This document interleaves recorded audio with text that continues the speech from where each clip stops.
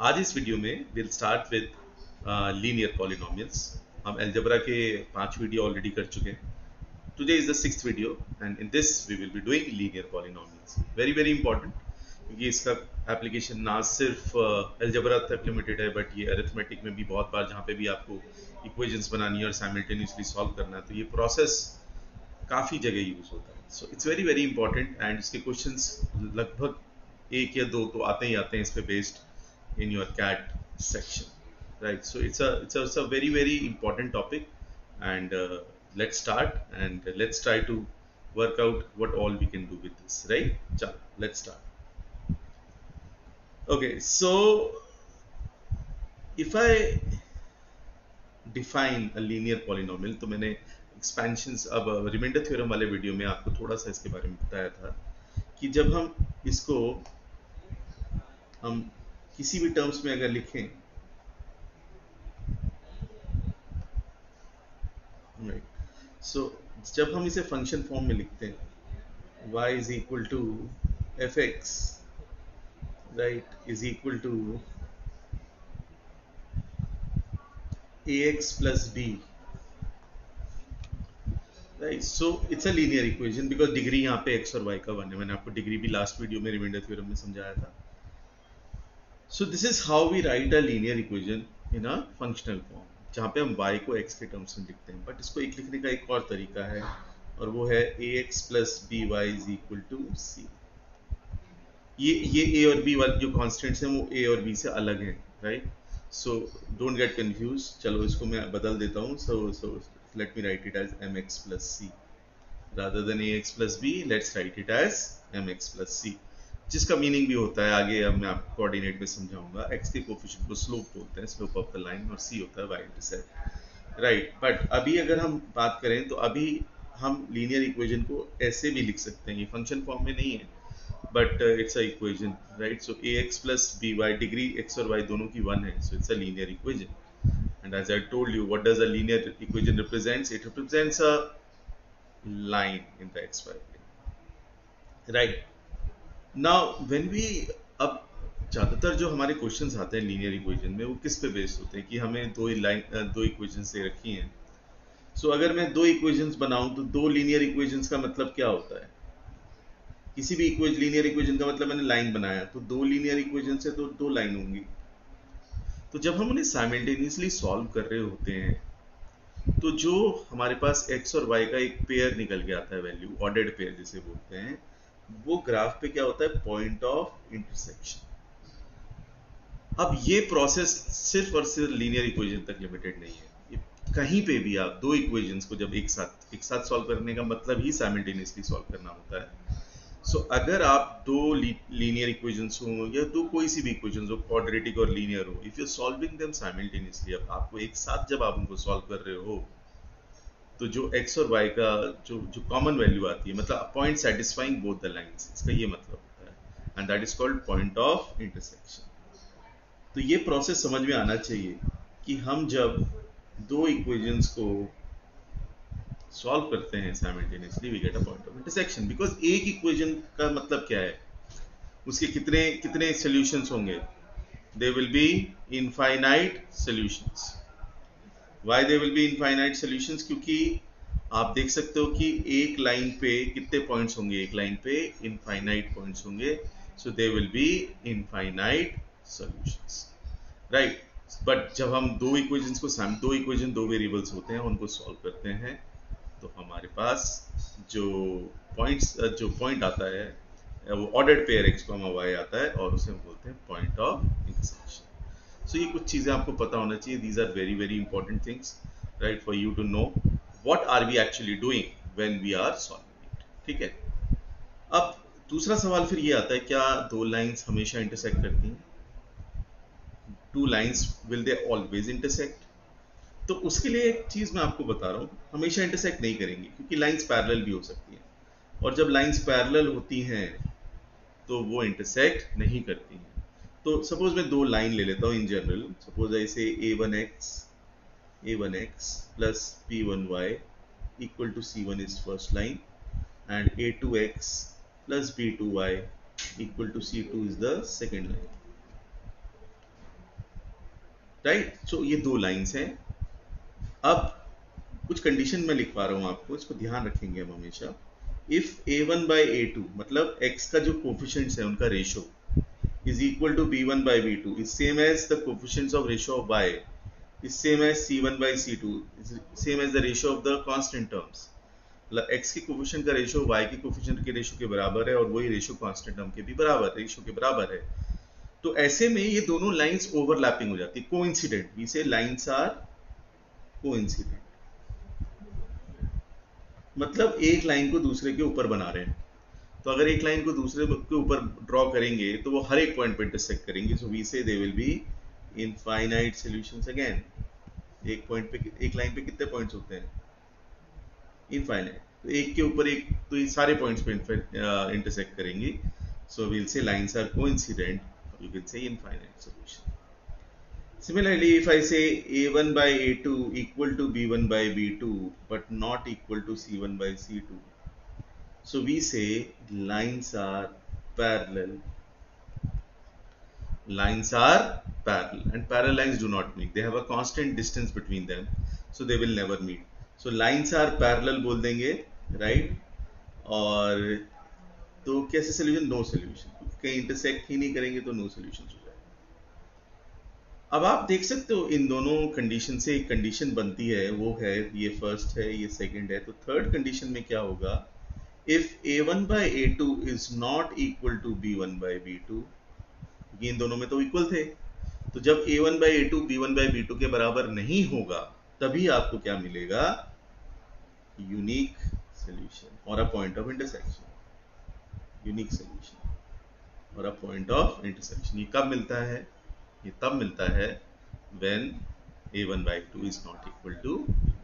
तो ये समझने वाली बात है, इसको आपको समझना है। और मतलब इसको अप्लाई कैसे करते हैं, लेट्स सी एन एग्जांपल। एक एग्जांपल देखते हैं तो आपको समझ में आएगा कि इसको अप्लाई कैसे करते हैं। राइट, अब मैं इसको समझाता हूँ। देखो इसमें लिखा हुआ है for which of the following value. तो हमारे पास दो इक्वेशंस हैं, 3x plus k plus 3y equal to 11, sorry equal to 1, और दूसरी इक्वेशन है kx plus 6y is equal to 4 have a unique solution. तो अगर मैं a1 by a2 equal to b1 by b2 रख के जो वैल्यूज k की आएंगी उनके अलावा k can take all the values. ठीक है, क्योंकि जब वो इक्वल होगा तो या तो इनफाइनाइट सोल्यूशन होंगे या फिर नो सोल्यूशन होगा। तो उनको छोड़ के बाकी, क्योंकि वो नॉट इक्वल के लिए होता है, यूनिक सोल्यूशन क्या आता है? a1 by a2 not equal to b1 by b2, but वो हम इक्वेशंस में डील करते हैं। तो इसलिए मैं इक्वालिटी ही ले रहा हूं। मैं क्या कर दे रहा हूं, इनको इक्वल करता हूं और मैं बोलता हूं इसको देखते हुए क्या केसेस बनते हैं, क्या कंडीशन आती है। तो 18 is equal to k square plus 3k, जो कि देगा k square plus 3k minus 18 equal to 0। अब ये क्वाड्रेटिक इक्वेशन है। अब अगर ये क्वाड्रेटिक इक्वेशन है तो हम इसके रूट्स निकालेंगे। रूट्स निकालने का इसका फैक्टराइजेशन मेथड अगर आपको अभी पता नहीं है तो मैं वीडियो में कवर करूंगा। तो ये हो जाएगा plus 6k minus 3k minus 18 equal to 0, जो मुझे देगा k कॉमन k प्लस 6। मैं इसके इजियर मेथड्स अभी क्वाड्रेटिक में कवर करूंगा, अभी फिलहाल के लिए यही है। तो ये हो जाएगा k या तो 3 आएगा या फिर आएगा माइनस 6। तो आप देख सकते हो k की दो वैल्यूज हैं, 6 या माइनस 6। अब 6 और माइनस 6 अगर हम देखें तो इसके अलावा, इन दो वैल्यूज के अलावा k कैन बी एनीथिंग, क्योंकि इन दोनों वैल्यूज के लिए या तो सोल्यूशन इनफाइनाइट होंगे या नो सोल्यूशन होगा। तो इसको, इन वैल्यूज को छोड़ के सारी वैल्यूज के लिए you get a unique, k की for every value of k you get a unique solution. So answer becomes this. So this is the type of questions which comes in CAT and you can ask you, right? So application based, ठीक है। I hope ये समझ में आ गया होगा। बहुत ज़्यादा question इसमें नहीं आए आज तक, but yes, थोड़ा सा इसकी जानकारी होना जरूरी है। अब नेक्स्ट आते हैं, देखो अब प्रोसेस शुरू करते हैं जहाँ पे फॉर्मेशन ऑफ इक्वेशन बहुत जरूरी है कि हम इक्वेशंस को लैंग्वेज के थ्रू डिकोड करके कैसे फॉर्म करते हैं, फिर उनको साइमल्टेनियसली कैसे सॉल्व करना है। यही सबसे इंपॉर्टेंट प्रोसेस होता है linear equation, right? So let's discuss few questions either where you have to form equations and then you have to solve them. And remember also one more thing, that इसका हाँ ये याद रखना कि मैंने इसके जो आपका जो डिस्क्रिप्शन होगा उसमें टेलीग्राम ग्रुप का लिंक डाला हुआ है, आप ज्वाइन करो और उसमें मैंने लीनियर इक्वेशन की एक एक्सरसाइज भी डाली है जहाँ पे आप प्रैक्टिस कर सकते हो, ठीक है। So let's look at this question. तो वो क्या बोल रहे हैं, the sum of numerator and the denominator of a fraction is equal to 7। तो कोई हम फ्रैक्शन ले लेते हैं a बाई बी, राइट। अब ये कह रहे हैं इसका जो सम है that is sum of this is, sum क्या होगा a plus B, right. a plus B में वो कह रहे हैं कि a plus b is how much? It's given as 7, right? तो एक इक्वेशन ये बन गई। देखो साफ सी बात है, हमने फ्रैक्शन लिया a बाई बी और बोला कि सम है 7, तो ये एक इक्वेशन बन गई।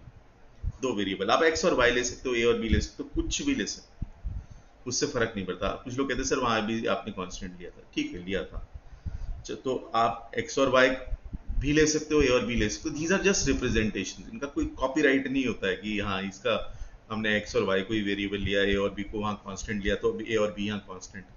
It is just what ever, ये सिर्फ एक ये लेटर्स हैं जिनको हम रिप्रेजेंट करते हैं, ठीक है। एक्स वाई लेके भी कर सकते हो, ए और बी लेके भी कर सकते हो। तो x बाई वाई अगर मैं फ्रैक्शन लूंगा तो x plus y equal to 7 हो जाएगा। सो एक ही बात है।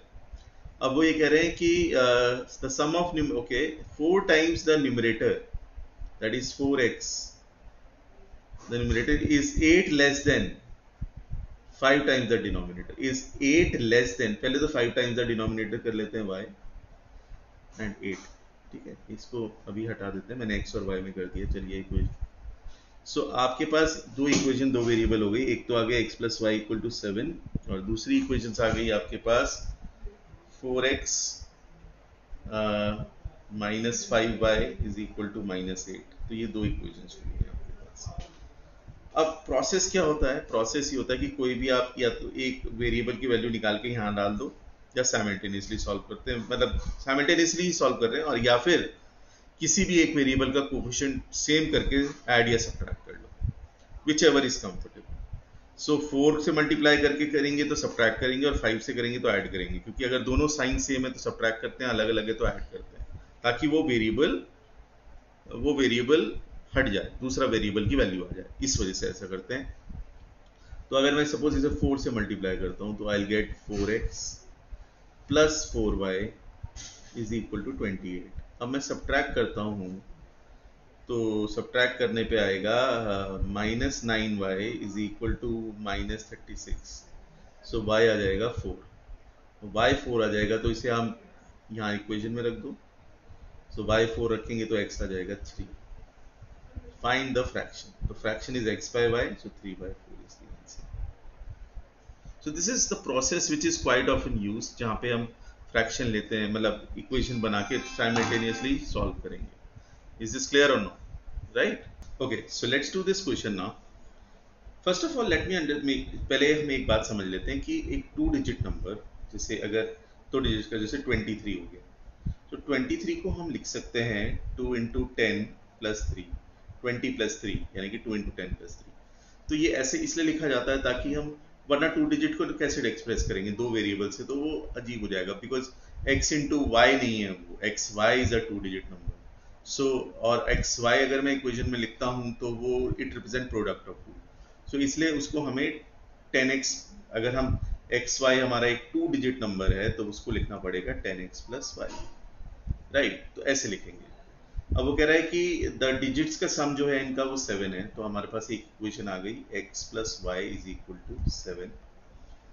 If the digits are reverse, digit reverse कर देंगे तो yx हो जाएगा, और yx हो जाएगा तो ये आ जाएगा 10y plus x, राइट। अब the new number decreased by 2, if the digits are reversed the new number decreased by 2, मतलब 10y plus x जो कि न्यू नंबर है when decreased by 2 is twice the original number, that is twice of 10x plus y। तो यहां से एक और equation आ गई हमारे पास, क्या इक्वेशन आ गई, 10y plus x is equal to -2 is equal to 20x plus 2y। अब अगर मैं इसको सॉल्व करूंगा तो मेरे पास आ जाएगा 8y minus 19x is equal to 2। अब दो इक्वेशन है मेरे पास, एक है 8y minus 19x equal to 2 और दूसरी इक्वेशन है y plus x equal to 7। अब मुझे 8 से मल्टीप्लाई कर देता हूं और सब्ट्रैक्ट कर देता हूं, तो मेरे पास आ जाएगा 8y plus 8x equal to 8 ये आ जाएगा 56। So on subtracting what will I get? I will get minus, ये तो कैंसिल हो जाएगा, माइनस आ जाएगा ये minus 27x is equal to minus 54, तो x आ जाएगा 2 और x2 अगर मैं इक्वेशन में रख दूंगा तो y आ जाएगा 5, तो x2 y5। Find the number, तो नंबर हमारे पास हो गया xy और वो हो जाएगा 25। So number is 25। सो आराम से हमने ये क्वेश्चन कर लिया। तो बस यही है कि लैंग्वेज को डिकोड करके इक्वेशंस में कैसे बदलना है, ये सबसे इंपॉर्टेंट चीज होती है इन क्वेश्चंस में, राइट। चलो लेट्स डू अनदर वन। अब इसमें क्या है, the sum of 2 digit number and the number obtained by, वही 2 डिजिट नंबर क्या लिखेंगे, फिर से xy जिसे हम बोलेंगे 10x प्लस y, और रिवर्स कर दिया तो क्या बोलेंगे yx हो जाएगा 10y प्लस x। अब वो बोल रहे हैं the sum of the 2 digit number and the number obtained by interchanging the digits is 121। तो 10x plus y plus 10y plus x इनका सम is 121, which will give me 11x plus 11y, okay, is equal to 121। अब उन्होंने बोला कि that if the digits of the number differ by 3, तो एक equation तो ये आ गई, इसे 11 कॉमन लेके डिवाइड करेंगे 11 और x माइनस वाई आ गया हमारा 3, डिफरेंस 3 दे रखा है। अब हम सीधा ऐड कर देंगे तो 2x आ जाएगा हमारा 14, सो x आ जाएगा 7 और x अगर 7 है तो y आ जाएगा हमारा 11 माइनस 7 विच इज 4। सो कह रहे find the number is 74, xy is the number, so 74 is the answer, right? So this is something which we have to understand, ठीक है। सो वही है, लैंग्वेज है, लैंग्वेज को डिकोड करना है और इक्वेशंस में बदलना है और फिर साइमल्टेनियसली सॉल्व करना है। एक और करते हैं,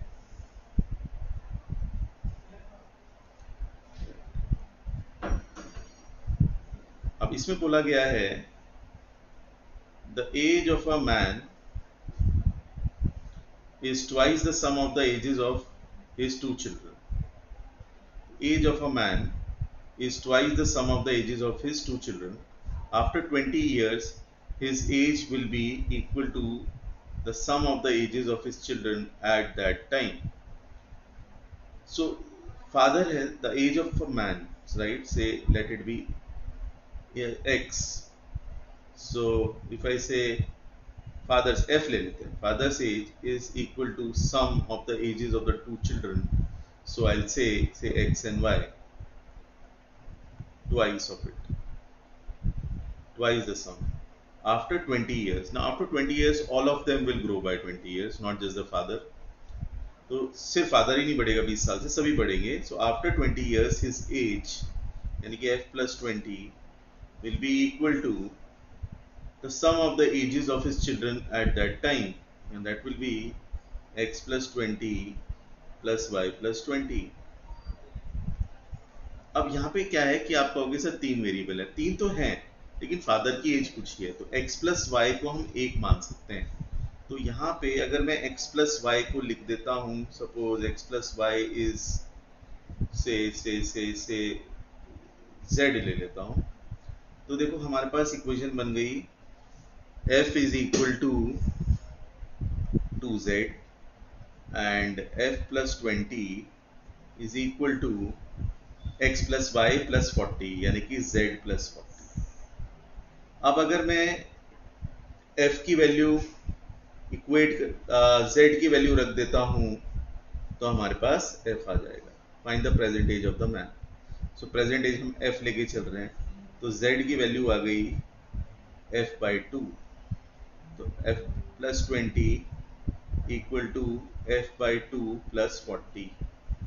तो f/2 आ जाएगा हमारे पास 20, तो f आ जाएगा 40 and that is the present age of the man, that is father, right. So it's just easy, right. 3 variable नहीं है तो वहां पे x प्लस वाई को एक वेरिएबल में बदला जा सकता है क्योंकि कोफिशिएंट सेम है, तो उस केस में हम इसको यूनिफॉर्मिटी है, x plus why he first equation में है और x प्लस वाई ही दूसरे में भी है, तो f की वैल्यू निकल आएगी। बट यहाँ पे x और y की इंडिविजुअल वैल्यू नहीं आएगी, दैट इज फॉर श्योर, ये समझ लेना आप। x और y, x plus why he की वैल्यू आएगी, उनकी इंडिविजुअल अलग अलग क्या एज है वो नहीं निकाल सकते हैं, राइट। ये तय है इस क्वेश्चन, ठीक है। फिर एक और क्वेश्चन है, A and B both have some pencils. If A gives 10 pencils to B, then B will have twice as many as A. तो यहाँ पे A है, उसकी X pencils मान लेते हैं, B है, उसकी Y pencils मान लेते हैं। अब वो कह रहा है कि if A gives 10 pencils to B, then B will have twice as many as A. मतलब X minus 10 हो गई और इसके पास Y plus 10 है, and B will have twice as many as A, तो B A का दुगना होगा, तो B A का दुगना होगा, एक प्रोसेस, ठीक है। ये इक्वेशन बन गए। And if B gives away 10 pencils to A, यानी कि एक और केस ले लेते हैं, यहाँ x plus 10 है या y minus 10 है, they will have same number of pencils, that means x plus 10 is equal to y minus 10, तो वही दो इक्वेशन, दो वेरिएबल, हमारे पास 2x minus 20 equal to आ गया y plus 10, which will give me 2x minus y is equal to 10, और यहां से हमें मिलेगा x minus y is equal to minus 20। अब हम सब्ट्रैक्ट कर देते हैं तो ये आ जाएगा x is equal to 30, x 30 आ जाएगा तो y हमारे पास 50, y आ जाएगा 10, यहाँ पे रख दो, x को 30 by 50 आ जाएगा, y will be 50, right? So this is how we can do this। इसमें कुछ एरर तो नहीं किया हमने, बस ये देख लेते हैं एक बार। x plus 10 is equal to y minus 10, x minus y is equal to minus 20, 2x minus y is equal to 30, sorry एक गलती हो गई, ये 30 है, यहाँ पे 30 है, ऐड करेंगे, सब्ट्रैक्ट करेंगे तो x आ जाएगा हमारे पास 50, और x अगर 50 आ जाएगा तो x 50 अगर हम रखते हैं तो y आ जाएगा 70, y 70, ये थोड़ा करेक्शन कर लेंगे, राइट। ओके, सो ये ऐसे हम दो इक्वेशन, दो वेरिएबल्स, लैंग्वेज बस डिकोड करना, ठीक है। नेक्स्ट में बोल रहा है, आप ज्योमेट्री में आ गए। देखो ज्योमेट्री का क्वेश्चन भी अगर हम देखें तो उसमें भी कहीं भी कभी हमें इक्वेशंस बनानी पड़ती हैं, तो इसलिए ना केवल ये सिर्फ अलजेब्रा के लिए है but all the topics. The area of rectangle, अब रेक्टेंगल का एरिया होता है length into breadth, right. Rectangle का area is L into B, right, या x इंटू वाई ले लेते हैं, लेंथ को x ले लेते हैं, ब्रेथ को y ले लेते हैं। If the length is reduced by 5, यानी कि x minus 5, and the breadth is increased by 3, यानी कि y plus 3, this is the new area, रहेगा तो length into breath he, this is the new area। so if the length, okay, the area of rectangle reduces by 9, मतलब पहले xy था, अब हो गया xy minus 9। however if the length of the rectangle is increased by 3, x plus 3, and breadth by 2, y plus 2, then area increases by 67, तो xy plus 67। अब दो equation, दो वेरिएबल हैं, अगर हम इसको सॉल्व करेंगे तो हमारे पास क्या आएगा,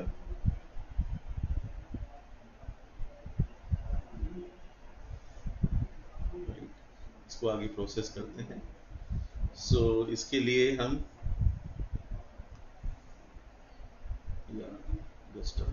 यस, तो इक्वेशन बन जाएगी xy plus 3x minus 5y minus 15 is equal to x y minus 9। X y और एक्स वाई कैंसिल हो गया, ये आ गया 3x minus 5y is equal to, इधर जाके 6 हो जाएगा। और दूसरी इक्वेशन से मिलेगा x y plus 2x plus 3y plus 6 is equal to x y plus 67, जो कि हमें देगा, कैंसिल हो जाएगा, 2x plus 3y is equal to 61। तो दो इक्वेशन आ गई, एक तो ये वाली और एक ये पहले वाली। अब हम क्या करेंगे, इसको कर लेते हैं 3 से मल्टीप्लाई, इसको कर लेते हैं 2 से मल्टीप्लाई और कर देते हैं सब्ट्रैक्ट। तो ये आ जाएगा 6x plus 9y is equal to 183 and 6x minus 10y is equal to 12। Subtract करेंगे तो ये मिलेगा 19y इज इक्वल टू 171 और ये 9 में जाता है 9 टाइम्स, तो y हो गया, पूछा क्या है इन्होंने, what are they asked find the dimension of the rectangle, 9 आ गया। अब हम इसे किसी भी इक्वेशन में रख देते हैं, राइट, तो x की वैल्यू निकाल लेते हैं, पहली इक्वेशन किसी भी इक्वेशन में रख देते हैं, इस वाले में रख देते हैं। सो 3x माइनस 5y, y क्या है 9, तो 9 5 45 is equal to 6, so 3x is equal to 51, तो x आ जाएगा हमारे पास 70, तो y is 9 and x is 7, so this is how we can do। Process वही है, सिर्फ इक्वेशंस हमें ये प्रैक्टिस करनी है, और प्रैक्टिस के लिए मैंने बोला आपको, मैं टेलीग्राम ग्रुप पे एक पूरा PDF इसका डाला है, आप जाके वहाँ से प्रैक्टिस करो, प्रैक्टिस ही है इसका, और ये बहुत अच्छे से प्रैक्टिस करना चाहिए क्योंकि इक्वेशंस बनाने की आदत आनी चाहिए, स्पेशली थीटा क्वेश्चंस जो होते हैं उसमें बहुत यूजफुल होता है इक्वेशंस बनाना, वहाँ पे ऑप्शंस नहीं होते हैं, तो काफ़ी क्वेश्चंस हम ऑप्शन से कर लेते हैं फिर भी, लेकिन ये आना चाहिए प्रोसेस, राइट। अब इसके बाद लास्ट एक है बस। अब वो कह रहे हैं Sumit went to the market with ₹100, if he buys 3 pens, मतलब 3x, राइट, 3x ले लेता हूँ मैं, right, 3x plus 6 pencils, 6y is equal to 100, तो कह रहा है he uses all his money, मतलब ये 100 होगा। On the other hand, if he buys 3 pencils, मतलब 3y and 6 pens, 6x, he would fall short of 20%। अब यहाँ पे लोग क्या करते हैं कि 20% कम है, तो यहाँ चेंज ऑफ बेस परसेंटेज का कॉन्सेप्ट यूज होगा, तो lot of people right 120 which is wrong, absolutely wrong, क्योंकि अगर कोई चीज दूसरी चीज से 1% ज्यादा है तो दूसरी चीज पहली वाली से 1% कम नहीं होता है। If A is 25% more than B, then B is 20% less than A, ये होता है कॉन्सेप्ट, ये कर रखा है चेंज ऑफ बेस परसेंटेज। तो वो कह रहे हैं 100 रुपए जो उसके पास है वो एक्चुअल कॉस्ट से 20% कम है, मतलब अगर ये एक्चुअल कॉस्ट A है तो 80% ऑफ A, मतलब 20% शॉर्ट, मतलब कम, इज 100, जो 100 रुपए उसके पास है वो एक्चुअल मनी जो चाहिए खरीदने के लिए A, उसका 80% 20% कम है। तो अगर हम इसे सॉल्व करें तो ये आ जाएगा हमारे पास 25, तो A आ जाएगा 125, तो A इज 125, तो A अगर 125 है, A अगर 125 है तो ये इक्वेशन अलग बनेगी आपकी, है ना। सो 3y ये 125, right, how many pencils can he buy, right, if he wants to buy equal number of pens and pencils, how many pencils, तो ठीक है, तो हम पहले कॉस्ट निकाल लेते हैं, राइट, तो ये कैसे आएगा, पहले हम इसे 2 से मल्टीप्लाई करते हैं और पहली इक्वेशन यहाँ लिख लेते हैं, क्या आ जाएगा, ये आ जाएगा 6x 12y is equal to 200। अब अगर मैं सब्ट्रैक्ट करता हूँ तो 9y आता है 75, तो y आ जाएगा 75 by 9, 75 by 9 will be 25 by 3, 25। अब y निकल गया तो x निकाल लो, किसी भी इक्वेशन में रख देंगे, तो इक्वेशन में रखेंगे तो आएगा 3y 3 into 25 by 3 plus 6x is equal to 125, right. ये कैंसिल हो गया तो 6x आ गया आपका 100, तो x की वैल्यू आ गई